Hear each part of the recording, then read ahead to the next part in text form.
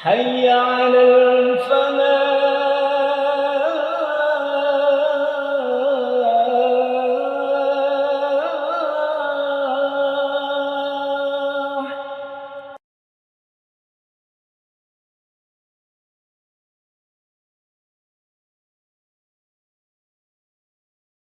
Bismillahirrahmanirrahim. Assalamualaikum warahmatullahi wabarakatuh. Innal hamdalillah nahmaduhu wa nasta'inuhu wa nastaghfiruh wa na'udzu billahi min shururi anfusina wa sayyiati a'malina. Man yahdihillahu fala mudilla lahu wa man yudlil fala hadiya lahu. أشهد أن لا إله إلا الله وحده لا شريك له وأشهد أن محمدا عبده ورسوله. اللهم صل وسلم وبارك على سيدنا محمد وعلى آله وصحبه أجمعين. قال الله تعالى في القرآن الكريم: أعوذ بالله من الشيطان الرجيم. بسم الله الرحمن الرحيم. وننزل من القرآن ما هو شفاء ورحمة للمؤمنين ولا يزيد الظالمين إلا خسارا. وقال رسول الله صلى الله عليه وسلم في كتابه الحديث: اقرأوا القرآن فإنه يأتي يوم القيامة شفيعا لأصحابه. صدق الله العلي العظيم وصدق رسوله النبي الكريم ونحن على ذلك من الشاهدين والشاكرين أما بعد. Hadirin ma'asyiral muslimin jamaah Masjid Al-Falah yang dimuliakan oleh Allah Subhanahu wa taala. Alhamdulillahi rabbil alamin. Kita ucapkan kalimat tahmid sebagai rasa syukur kita kehadirat Allah Subhanahu wa taala atas segala nikmat karunia yang masih Allah berikan kepada kita sampai saat ini. Yang Allah masih berikan kepada kita sampai detik ini, nikmat iman, nikmat Islam, disertai dengan nikmat kesehatan dan kesempatan, sehingga kita digerakkan oleh Allah Subhanahu wa taala langkah kita menuju masjid yang mulia ini untuk bersama-sama memenuhi panggilan Allah Subhanahu wa taala, yakni salat maghrib secara berjamaah. Mudah-mudahan amal-amal soleh kita, amal-amal ibadah kita diterima di sisi Allah Subhanahu wa taala.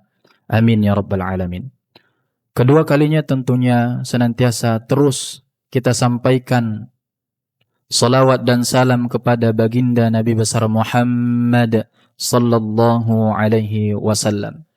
Kita berdoa kepada Allah, mudah-mudahan kita senantiasa diberikan kemudahan oleh Allah untuk menjadikan Rasulullah sallallahu alaihi wasallam idola dalam kehidupan kita dan menjadikan Rasulullah sebagai tauladan dalam kehidupan kita. Dan dengan itu mudah-mudahan kita mendapatkan syafaat Rasulullah sallallahu alaihi wasallam kelak di akhirat. Amin ya rabbal alamin. Hadirin Bapak Ibu jamaah Masjid Al-Falah yang dimuliakan oleh Allah Subhanahu wa taala, pada kesempatan kali ini kembali kita melanjutkan kajian kita, pembahasan tentang untuk terus membangun hubungan koneksi antara hati kita dengan Al-Quranul Karim. Di pertemuan sebelumnya kita telah banyak mengupas dan membahas firman Allah Subhanahu wa taala.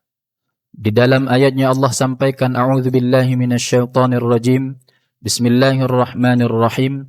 Inna hadzal Qur'an yahdi lillati hiya aqwam. Sesungguhnya Al-Qur'an itu, kata Allah Subhanahu wa taala, yahdi lillati hiya aqwam, petunjuk jalan yang lurus.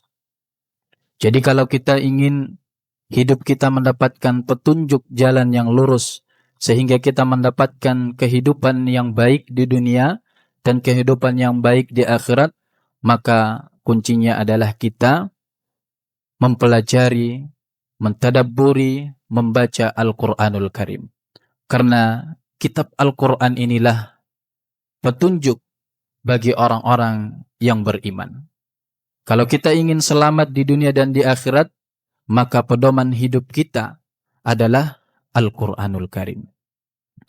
Hadirin jemaah yang dimuliakan Allah, pada kesempatan kali ini kita akan membahas bagaimana Al-Quran sebagai kekuatan hati kita.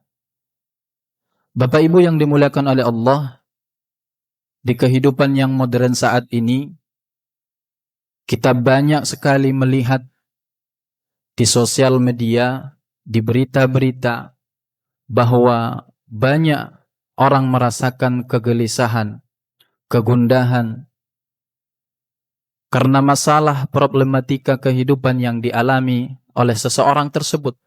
Bahkan tidak sedikit, Bapak Ibu yang dimuliakan oleh Allah Subhanahu wa Ta'ala, kalau kita lihat, tidak sedikit orang yang bahkan, na'udzubillahi min dzalik, mengakhiri hidupnya karena gara-gara kegelisahan, kegundahan, dan mungkin masalah ekonomi yang dia rasakan.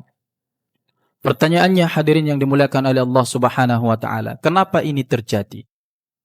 Kenapa orang bisa sampai kemudian mengambil langkah tersebut seakan-akan bahwa ketika dia melakukan itu maka selesai semua persoalan kehidupannya?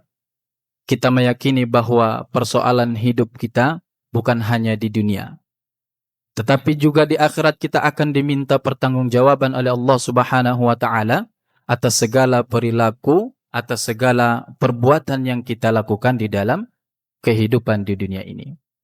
Maka sebagai seorang muslim, sebagai seorang mukmin, maka perlu kita pertanyakan kenapa ini terjadi.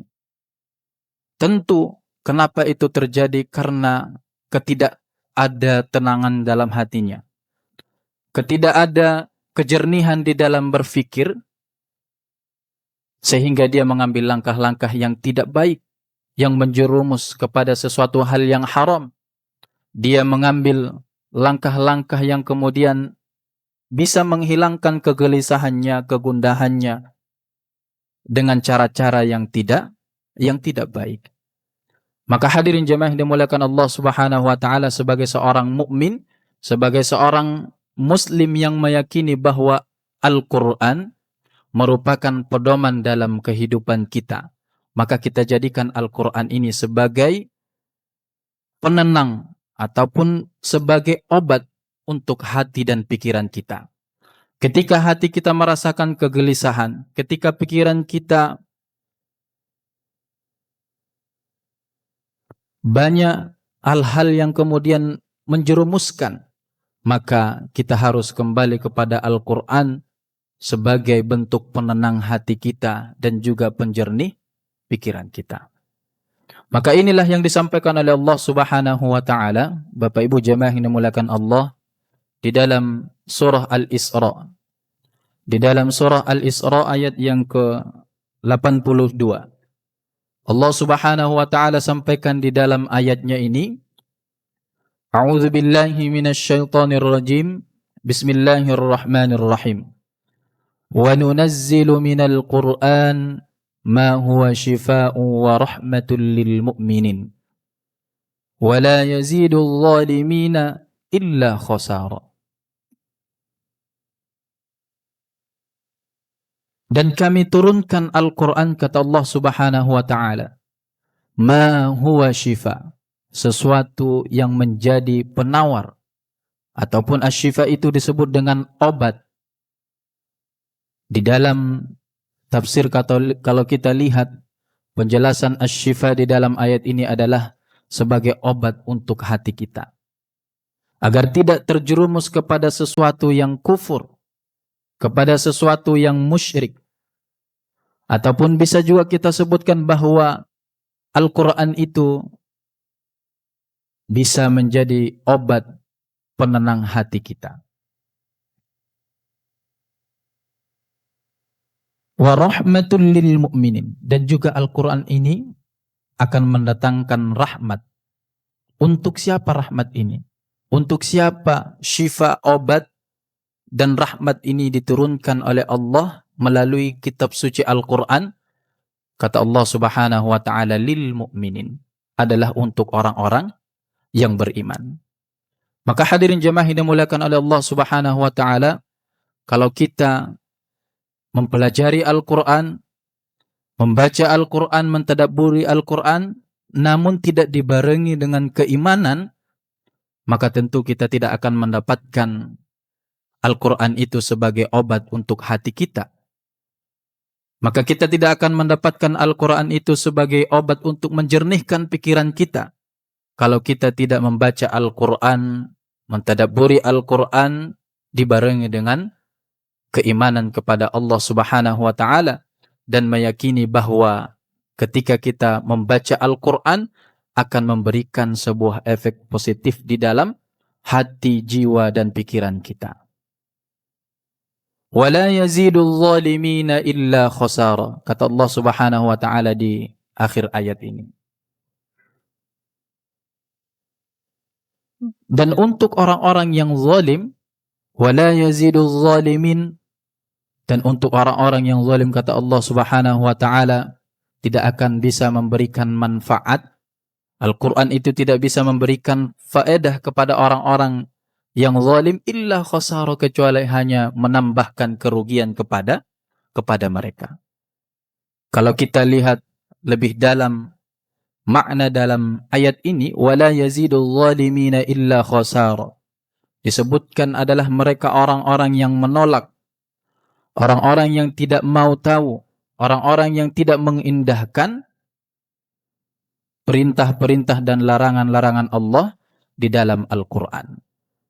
Namun apakah hanya kepada orang-orang yang mendustakan ayat-ayat Allah saja Al-Quran itu memberikan kerugian kepada mereka lantaran setiap nasihat, setiap perintah dan setiap larangan yang ada di dalam Al-Quran itu mereka menolak dengan hati mereka? Artinya ketika diberikan nasihat Al-Quran, diperintahkan di dalam Al-Quran itu untuk melakukan kebaikan, untuk melaksanakan salat, menunaikan zakat dan seterusnya, tetapi di dalam hati mereka menolak perintah-perintah Allah ini, wala yazidul zalimina illa khasara, maka akan menambahkan kerugian untuk mereka sendiri. Begitu juga jemaah yang dimuliakan oleh Allah Subhanahu wa taala kepada orang-orang munafik yang mereka mengatakan beriman kepada Allah tetapi tidak mau menjalankan perintah-perintah Allah yang ada di dalam Al-Quran. Maka Al-Quran itu akan menambahkan penyakit yang ada di dalam hati mereka. Karena seyogyanya hati orang kalau sudah munafik itu karena ada penyakit di dalam hatinya.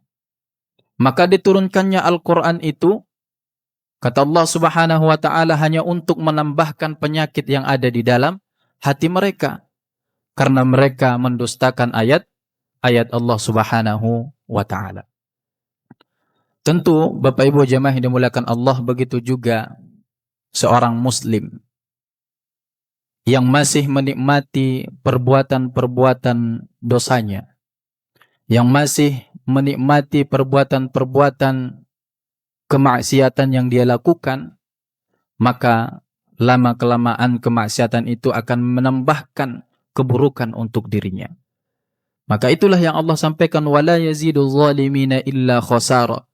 Sehingga ketika nasihat-nasihat, perintah-perintah di dalam Al-Quran itu tidak diindahkan, maka kitab suci Al-Quran ini akan menambahkan kerugian bagi mereka. Maka hadirin jemaah yang dimuliakan Allah Subhanahu wa ta'ala, sebagai seorang muslim, sebagai seorang mukmin, kita wajib dan harus terus membangun hubungan koneksi antara hati kita dengan Al-Quran, sehingga kita tidak termasuk menjadi orang-orang yang merugi yang disebutkan di dalam ayat ini. Hadirin Bapak Ibu jemaah yang dimuliakan oleh Allah Subhanahu wa ta'ala. Pertama, bahwa Al-Quran ini merupakan sebuah obat, penawar untuk hati seorang mukmin, seorang seorang muslim. Begitu juga Al-Quran itu akan memberikan rahmat kepada orang-orang mukmin. Bagaimana memberikan rahmat itu? Ketika seseorang sudah terbiasa dan menjadikan Al-Quran itu sebagai sahabat, teman dalam hidupnya, maka kebaikan-kebaikan akan terus mengalir kepadanya. Itulah yang disebut dengan rahmat, bahwa Al-Quran itu rahmat bagi orang-orang yang beriman. Hadirin jamaah yang dimuliakan oleh Allah Subhanahu wa taala.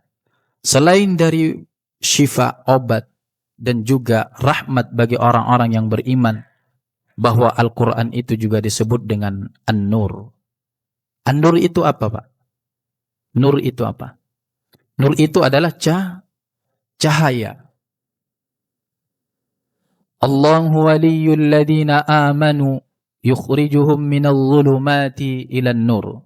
Di dalam surah Al-Baqarah Allah sampaikan bahwa Allah Subhanahu wa taala adalah pelindung bagi orang-orang yang beriman. Yukhrijuhum minal zulumat ilan nur. Yang mengeluarkan mereka dari kegelapan, dari ketidaktahuan mana yang hak, mana yang batil, mana yang baik, mana yang tidak baik. Yukhrijuhum minal zulumati ilan nur, kepada sebuah cahaya.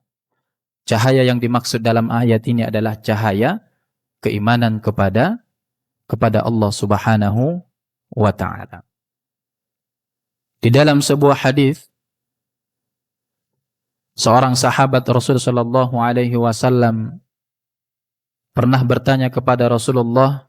Nama sahabat ini bernama Abu Dzar Al-Ghifari.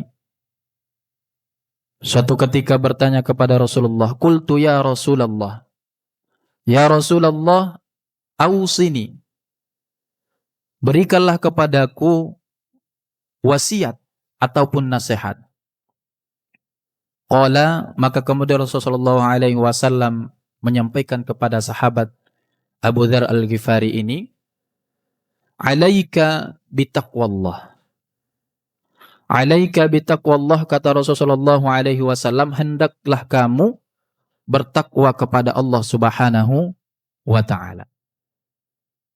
Bahwa dalam agama kita, dalam ajaran Islam, bahwa tolak ukur baik tidaknya seseorang itu, sederhananya adalah makna dari takwa itu, seorang mukmin ataupun seseorang itu berbuat baik, melaksanakan perintah-perintah Allah Subhanahu wa taala. Maka inilah parameter kehidupan seorang muslim yang baik, seorang mukmin yang baik, adalah bertakwa kepada Allah Subhanahu wa taala. Bahkan di dalam ayatnya Allah sampaikan, "Wa tazawwadu fa inna khairaz zadit taqwa."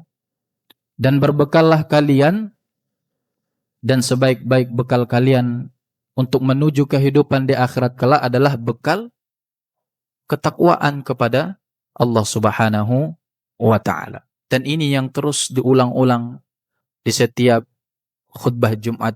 Sering sekali kita diingatkan dengan takwa. Dan bahkan menjadi rukun khutbah Jumat adalah untuk mengajak, untuk terus meningkatkan dan menguatkan ketakwaan kita kepada Allah Subhanahu wa taala. Kemudian sahabat Abu Dzar Al-Ghifari ini berkata lagi kepada Rasulullah, "Qultu ya Rasulullah zidni." Bahwa Abu Dzar Al-Ghifari ini masih merasa kurang nasihat yang didapatkan, wasiat yang didapatkan dari Rasulullah sallallahu alaihi wasallam. Sehingga Abu Dzar Al-Ghifari ini berkata, "Ya Rasulullah zidni." Ya Rasulullah, tambahkanlah lagi wasiat nasihat kepadaku. Maka kata Rasulullah alaihi wasallam, qala, "Alaika bitilawatil Qur'an." Alaika bitilawatil Qur'an. Hendaknya lah kamu membaca Al-Quran. Tilawah Al-Quran. Kalau kita lihat makna tilawah itu lebih dalam, tilawah itu bukan hanya sekedar membaca, Bukan hanya sekedar iqra saja, tetapi di dalamnya kita harus berusaha untuk memahami setiap ayat-ayat yang kita baca. Maka Rasulullah SAW mewasiatkan kepada sahabat Abu Dzar ini, "Alaika bitilawatil Quran." Hendaklah kamu membaca, memahami Al-Quran. Fa innahu nurun laka fil ard. Kata Rasulullah SAW. Karena sesungguhnya ketika kita sudah terbiasa dengan tilawah Al-Quran, nurul laka fil ard, maka tilawah-tilawah Al-Quran yang kita lantunkan, yang kita dawamkan setiap hari, nurul laka fil ard, menjadi cahaya dalam kehidupan kita di dunia ini. Kalau kita sudah mendapatkan cahaya dari Allah Subhanahu wa taala dalam kehidupan ini, maka insya Allah kita akan diberikan perlindungan oleh Allah Subhanahu wa taala. Diberikan petunjuk jalan yang lurus oleh Allah Subhanahu wa taala. Bukan hanya di dunia ini saja, tetapi sampai di akhirat kelak kita mendapatkan petunjuk dan hidayah dari Allah kalau sudah diberikan cahaya itu. Namun pertanyaannya, bagaimana kita bisa mendapatkan cahaya itu? Maka dengan tilawah Al-Quran. Kita pelajari, kita baca Al-Quran, kita berusaha dan berikhtiar untuk terus bisa memahami satu ayat demi satu ayat. Kita tadabburi satu ayat demi satu ayat yang kita baca setiap hari. Maka insya Allah dengan ikhtiar dan usaha itu, maka Allah akan memberikan cahaya kepada kita dalam kehidupan di dunia ini. Apakah hanya sampai sini saja? Fadilah dan manfaat bagi orang-orang yang bertilawah Al-Quran? Tidak. Rasulullah SAW sampaikan, wa dzukhrul laka fis sama. Wa dzukhrul laka fis sama. Dan tilawah Al-Quran itu bukan hanya sebagai cahaya di dunia ini, yang menerangi setiap langkah dalam kehidupan kita di atas muka bumi ini, tetapi wa dzukhrul laka fis sama, bahwa Al-Quran itu akan menjadi tabungan kita di langit. Yang akan kita dapatkan, yang akan diberikan kepada kita di akhirat kelak. Maka hadirin jemaah yang dimuliakan oleh Allah Subhanahu wa taala, sahabat yang paling kekal dalam kehidupan kita, teman yang paling kekal dalam hidup kita, yang akan menemani kita di dunia dan di akhirat, adalah bacaan dan tilawah-tilawah Al-Quran yang kita biasakan. Di dalam hadis lain disebutkan, ahbib ma syi'ta fa innaka mufariqum bih. Kamu boleh mencintai, menyukai apa saja, tapi ingat bahwa kamu akan berpisah dengan yang kamu cintai dan yang kamu sukai itu. Siapa yang tidak suka dengan harta benda? Siapa yang tidak suka dengan rumah yang mewah, mobil yang mewah? Secara manusiawi pasti kita semua suka. Tetapi apakah kita akan bersama terus kalau kita sudah memiliki rumah yang bagus, rumah yang indah? Apakah kita akan di dalam rumah itu selamanya? Tidak. Maka inilah pesan yang disampaikan oleh Rasulullah SAW. Jangan sampai kita mencintai sesuatu melebihi cinta kita kepada Allah dan Rasul-Nya. Karena yang paling abadi adalah cinta kita kepada Allah dan Rasul-Nya. Dan juga tilawah-tilawah Al-Quran kita ini sebagai sahabat dan teman dalam hidup kita, maka dia yang paling kekal yang akan datang terus kepada kita memberikan pertolongan kepada kita. Bukankah di dalam hadis itu Rasulullah SAW sampaikan bahwa siapa yang membaca surah Al-Mulk sebelum dia tidur, maka ketika di alam barzakh dia akan datang menghampiri kita. Jadi bacaan-bacaan Al-Quran kita itu, Bapak Ibu yang dimuliakan Allah, akan menghampiri kita kelak.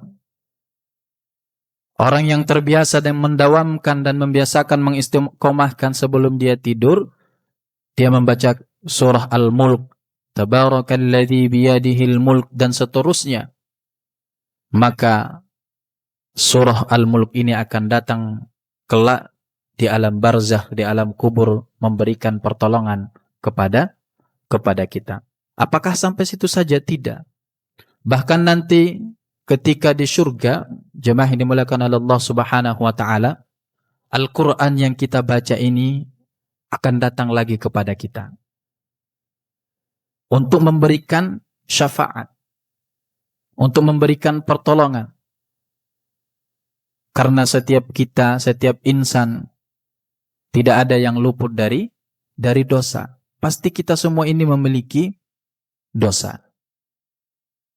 Maka untuk memberikan syafaat pertolongan agar kita diampuni oleh Allah Subhanahu wa taala adalah amal-amal soleh kita itu. Termasuk di dalamnya adalah tilawah dan bacaan-bacaan Al-Quran kita. Sebagaimana hadis yang kami bacakan tadi di muqaddimah, Rasulullah SAW sampaikan, Iqra'ul Quran fa innahu ya'ti yaumal qiyamah syafi'an li ashabi. Bacalah Al-Quran itu, kata Rasulullah SAW, fa innahu ya'ti yaumal qiyamah, karena sesungguhnya bacaan-bacaan Al-Quran yang kita biasakan dalam kehidupan di dunia ini akan datang kelak di akhirat untuk menemui kita, syafi'an li ashabi, untuk memberikan pertolongan kepada sahabatnya. Namun pertanyaannya, Bapak Ibu yang dimuliakan Allah, apakah kita sudah menjadi sahabat Al-Quran dalam keseharian kita? Apakah kita sudah bisa menjadikan teman dalam kehidupan kita, dalam keseharian kita? Maka usaha kita, ikhtiar kita, hadirin jemaah yang dimuliakan Allah, bagaimana kita untuk terus mengusahakan dalam keseharian kita tidak luput untuk tilawah, membaca Al-Quran. Walaupun satu ayat, tetapi terus-menerus kita lakukan. Maka insya Allah kita akan mendapatkan syafaat Al-Quran itu. Maka yang lebih dahsyat lagi, Bapak Ibu yang dimuliakan oleh Allah Subhanahu wa taala, bagi orang-orang yang sudah terbiasa tilawah Al-Quran, menjadikan Al-Quran sebagai teman dan sahabat dalam hidupnya ketika di dunia, bahkan di surga kelak, kata Rasulullah SAW dalam hadisnya, Iqra' wartaqi. Iqra' wartaqi. Bacalah olehmu Al-Quran itu yang kamu bacakan ketika di dunia. Teruslah baca dan naiklah. Iqra' wartaqi. Sebegitu dahsyatnya fadilah, keutamaan yang didapatkan oleh orang-orang yang membiasakan tilawah Al-Quran, membaca Al-Quran dalam kehidupannya. Semakin banyak ayat yang kita dawamkan dalam keseharian kita, maka semakin tinggi derajat kita nanti kelak di surganya Allah Subhanahu wa ta'ala. Hadirin jemaah yang dimuliakan oleh Allah Subhanahu wa ta'ala. Maka kembali lagi kami mengajak terutama kepada diri kami sendiri. Mari kita terus menjadikan Al-Quran itu sebagai kekuatan untuk hati kita yang menuntun jalan kita dalam kehidupan ini. Karena salah satu cara seorang mukmin untuk mendapatkan ketenangan dan untuk bisa berinteraksi kepada Allah Subhanahu wa ta'ala adalah dengan mempelajari, mentadabburi ayat-ayat Allah Subhanahu wa ta'ala. Di dalam ayatnya Allah sampaikan, ala bidzikrillahi tatma'innul qulub. Dan salah satu zikir yang paling afdal bagi seorang mukmin adalah membaca Al-Quran.